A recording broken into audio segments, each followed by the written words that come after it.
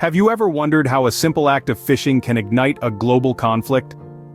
Let's dive into a recent incident that's causing ripples in the international waters. The Philippines has pointed a finger at the Chinese Coast Guard for what it calls an act of aggression in the South China Sea. Imagine this: 3 Philippine boats are on a routine supply mission, carrying oil and groceries to over 30 fishing vessels near the Scarborough Shoal.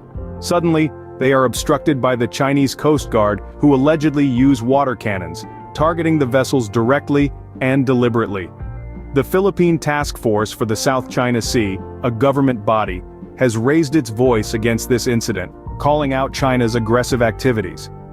They argue that blocking the distribution of humanitarian support is not just illegal, but inhumane.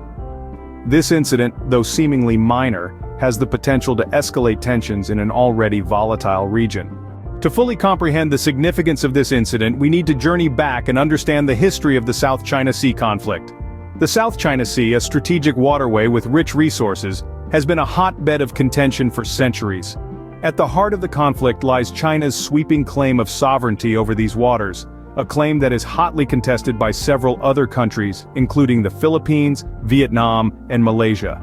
These nations argue that China's claims are expansive and unlawful, infringing on their own territorial rights and contributing to regional instability. Adding another layer of complexity to the situation, the United States, while not a claimant, has voiced its objections to China's territorial assertions. The U.S. stance is rooted in its commitment to maintaining freedom of navigation in the area and its vested interest in the stability of its Southeast Asian allies. Over the years, this dispute has given rise to various confrontations. A notable instance was the near collision between a U.S. military plane and a Chinese Navy fighter jet near the disputed Paracel Islands. This incident highlighted the potential for military escalation in the region, raising alarm bells around the globe. Moreover, the United States has accused China of escalating tensions through increased provocations in the South China Sea. These alleged provocations have included unsafe intercepts of Australian aircraft and challenges to marine research and energy exploration activities in the Philippines' exclusive economic zone. The recent incident involving the Chinese Coast Guard allegedly using water cannons against Philippine fishing boats is thus not an isolated event, but a part of a broader pattern of escalating tensions and confrontations in the South China Sea.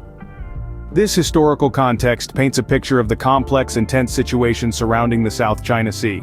Given this backdrop, what are the implications of the recent incident involving the Philippines and China? The ripples of this event are likely to be felt far beyond the waters of the South China Sea. In the immediate future, we could see an escalation of tensions in the region.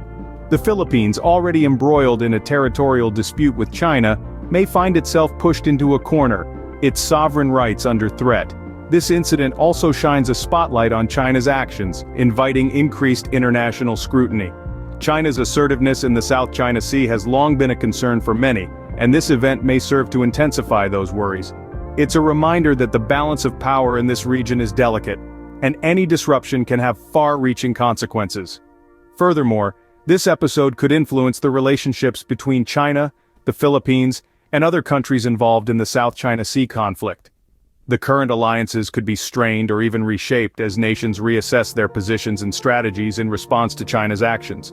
Only time will tell how this situation will unfold, but one thing is clear: the South China Sea remains a geopolitical hotspot that demands our attention.